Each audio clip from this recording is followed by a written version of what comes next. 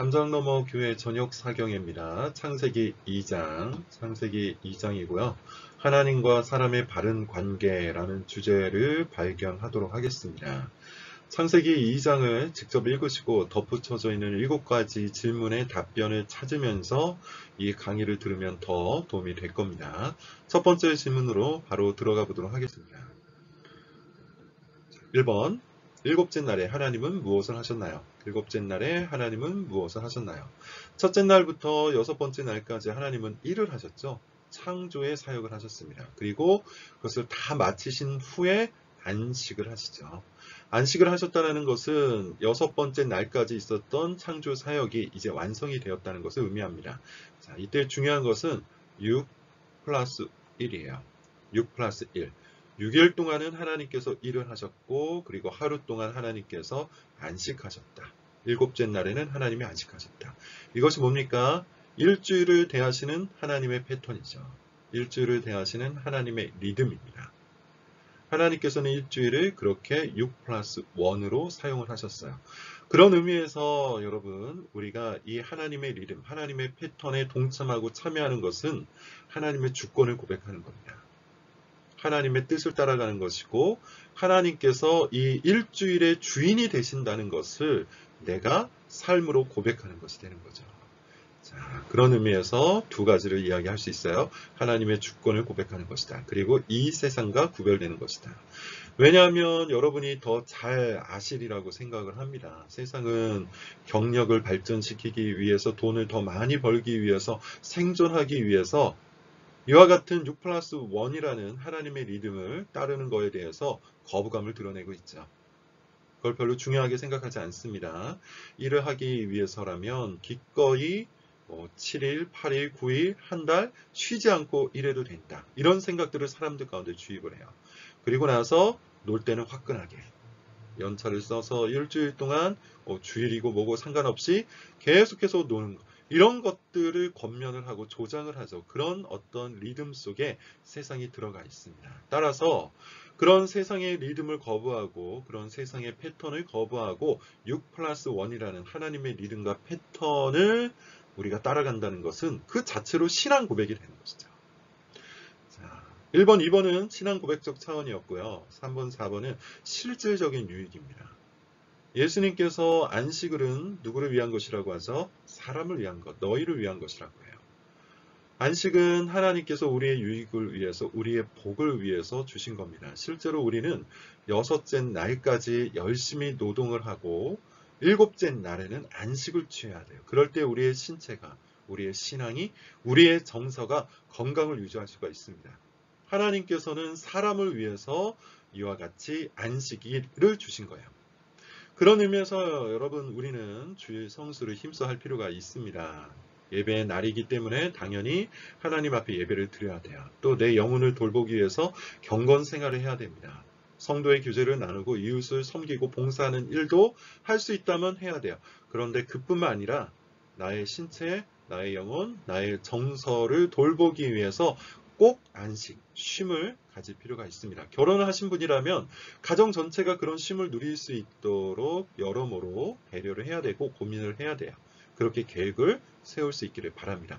그리고 이런 안식을 통해서 모든 사람들이 쉼을 누리는 것을 통해서 영원한 안식을 소망할 수가 있게 되는 것이죠. 앞으로 안식일에 대해서 다시 공부할 시간이 있을 것이니까 이 정도로만 이야기하고 2번 질문으로 넘어가 보도록 하겠습니다. 2번 질문은 빈칸 채우기네요. 하나씩 보도록 하겠습니다. 여호와 하나님이 땅에 흙으로 사람을 지으시고 생기를 코에 불어넣으셨습니다. 의미를 하나씩 좀 찾아보도록 하겠습니다. 지금까지 하나님의 이름은 엘로힘이었어요. 그런데 2장에 넘어와서는 그 하나님의 이름 앞에 여호와라는 이름 하나가 더해집니다. 여호와. 왜 여호와 하나님이라고 2장부터 이름이 새롭게 등장을 했을까요? 여호와라는 이름이 등장했을 때는 보통 하나님과 사람의 언약적 관계, 인격적 관계를 보여주는 거예요. 예컨대 이런 겁니다. 하나님께서 사람을 창조하시고 그냥 방치할 수도 있잖아요. 내가 너희를 만들었으니 이제 너희는 너희 뜻대로, 너희 멋대로, 너희 마음대로 살아라 하고 그냥 방목해버릴 수도 있죠. 그러나 하나님께서는 그렇게 하지 않으세요. 사람을 불러주시고 그들에게 말씀하시고 그들과 언약을 맺으셔서 하나님과 사람이 연합된 관계, 하나님과 사람이 인격적인 관계임을 보여주시는 겁니다. 그렇게 하나님과 사람이 인격적 관계라는 것, 언약적 관계라는 것을 보여줄 때마다 여호와라는 단어가 등장을 해요. 여호와라는 이름이 등장을 합니다. 앞으로 이 여호와라는 이름이 아주 중요하게 사용이 될 테니 기억을 하시면 좋겠습니다. 그리고 흙으로 만드셨는데요. 이것은 뭘 의미할까요? 이사야서나 로마서에서 보면 이 흙이라는 메타포, 흙이라는 비유가 등장을 합니다. 소위 말하는 토기장이와 진흙의 관계죠. 토기장이와 진흙의 관계. 뭘 보여주는 걸까요? 주권적 관계라는 걸 보여주는 거예요. 누구에게 주권이 있는 겁니까? 하나님께 주권이 있는 거죠. 하나님은 우리의 토기장이가 되세요. 우리를 흙으로 빚어주셨잖아요. 그래서 하나님께서는 우리의 인생에 대한 모든 권한을 갖고 계십니다. 우리의 인생을 자기의 뜻대로 사용하신다는 것이죠. 그래서 우리는 흙임을 하나님 앞에서 흙으로 지음 받았음을 늘 생각하면서 겸손해야 돼요. 하나님의 주권을 인정하고 나는 흙임을 인정하면서 하나님 앞에 온전한 마음으로 주님의 뜻에 순종할 필요가 있는 것이죠. 세 번째, 생기를 코에 불어넣으셨다. 이것은 그림 언어입니다. 어떤 그림을 상상해야 됩니까? 코에 생기를 불어넣기 위해서는 어떻게 해야 되죠? 하나님께서 자신의 얼굴을 사람의 얼굴 가까이 붙이셔야 되죠. 가까이 붙이셔야 돼요. 어떤 의미입니까? 아주 가까이 오셨다. 아주 친밀한 관계다. 하나님께서는 사람을 지으실 때 친밀한 관계로, 가까운 관계로 이와 같이 지으셨습니다. 자, 세 가지 기억하시기를 바랍니다. 하나님께서는 사람을 언약적 관계로 창조하셨다. 하나님께서는 사람과의 관계 속에서 주권적 관계를 드러내신다. 하나님은 또한 사람을 아주 친밀한 관계로 창조하셨다. 이것이 2번에서 얻을 수 있는 교훈입니다. 3번 질문. 계속해서 빈칸 채우기입니다. 여호와 하나님, 또 여호와라는 이름이 등장을 하죠. 여호와 하나님이 동방의 에덴의 동산을 창설하시고 그 지으신 사람을 거기에 두셨습니다. 상징적인 표현들이 좀 있어요. 비유적인 표현들이 있어서 세 가지를 먼저 한번 보도록 하겠습니다. 동방, 동쪽이란 뜻인데요. 동쪽에는 어떤 일이 벌어집니까? 태양이 뜨죠. 태양이 떠요. 그것이 의미하는 바, 그것이 상징하는 바가 뭘까요? 빛과 생명이죠. 태양이 뜨면 빛이 생기잖아요. 태양이 있으면 생명이 자라나잖아요. 그래서 성경에서 동쪽, 동방이라는 표현이 등장하면 빛과 생명을 의미한다. 이렇게 이해하셔도 무방합니다. 그리고 에덴이라는 이 단어의 뜻은 기쁨과 풍요입니다. 따라서 동방의 에덴이라는 표현은 그곳에 빛이 있고 생명이 있고 기쁨이 있고 풍요가 가득하다는 것을 보여줘요. 거기에 동산을 창조하시는데요. 이것은 하나님께서 머무시고 있는 집과 같은 개념이에요. 하나님의 집. 하나님께서 머무시는 곳. 앞으로 이 동산과 같은 개념, 하나님께서 머무시는 집과 같은 개념으로 두 가지가 더 등장하는데 성막 그리고 성전입니다. 하나님께서 사람과 함께 하시고자 사람 가운데 찾아오셔서 만들어 놓으신 집, 그게 동산이요, 그게 성막이요, 그게 성전입니다. 임마누엘 하나님을 상징하는 거예요. 그러므로 이 동방의 에덴은 어떤 곳입니까? 동방의 에덴 동산은 빛이 가득해요. 생명이 가득해요. 기쁨이 가득해요. 풍요가 가득해요. 거기에 하나님께서 머물러 계세요.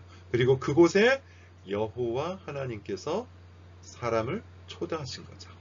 얼마나 벅찬 감격입니까? 얼마나 벅찬 장면입니까? 이것을 여러분 묵상하심으로 하나님께서 사람을 얼마나 사랑하셨고 하나님께서 사람을 또 얼마나 크게 기뻐하셨는지를 깨달을 수 있기를 바랍니다. 4번의 질문. 하나님이 사람에게 내리신 금지 명령이 있어요. 자, 2장 16절 17절 여호와 하나님이 사람에게 명하여 이르되 동산 나무의 열매는 내가 임의로 먹되 임의로 자유롭게 마음껏 먹되 선악을 알게 하는 나무의 열매는 먹지 말라. 내가 먹는 날에는 반드시 죽으리라. 자, 첫 번째 마음껏 먹으라고 먼저 말씀하세요. 두 번째, 먹지 말라고 금지 명령을 주십니다. 그리고 세 번째, 만약에 이 금지 명령을 따르지 않았을 때 주어지는 심판, 형벌을 말씀하세요. 반드시 죽으리라. 자, 왜 금지 명령을 주셨을까요? 하나님과 사람의 관계가 이와 같다는 것을 보여주기 위해서죠. 하나님께서는 통치하시고 사람은 그에 순종해야 한다는 사실, 그것을 보여주기 위해서예요. 예전에 어떤 목사님 설교를 들어보니까 이런 말씀을 하시더라고요. 그 교회 주차장이 아주 크게 있었는데 월요일부터 토요일까지는 보통 비어있는 경우가 많아서 동네 사람들에게 개방을 했답니다. 오픈을 해서 이 주차장을 마음껏 이용하십시오. 이렇게 한 겁니다.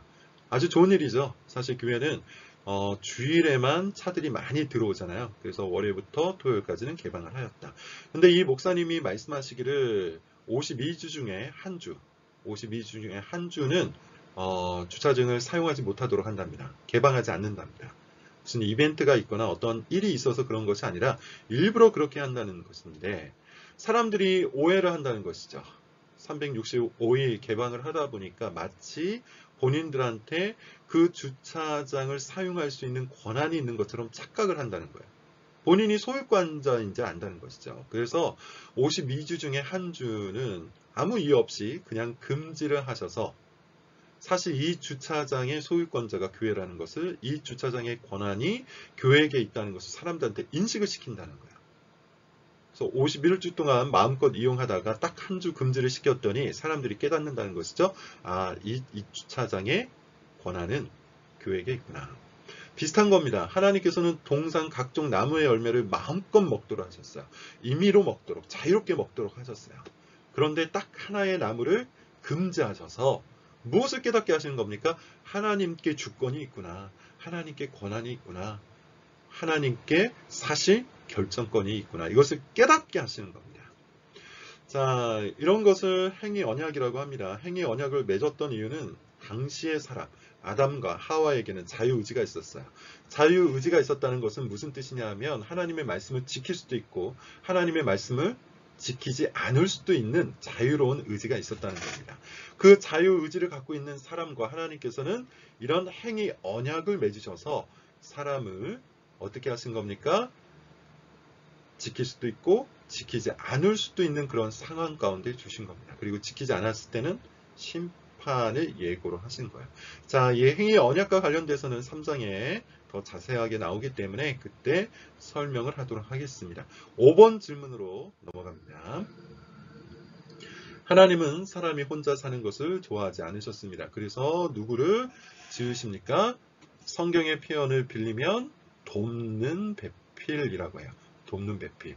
이때 사람은 아담이죠. 그리고 이 돕는 배필은 여자 하와입니다.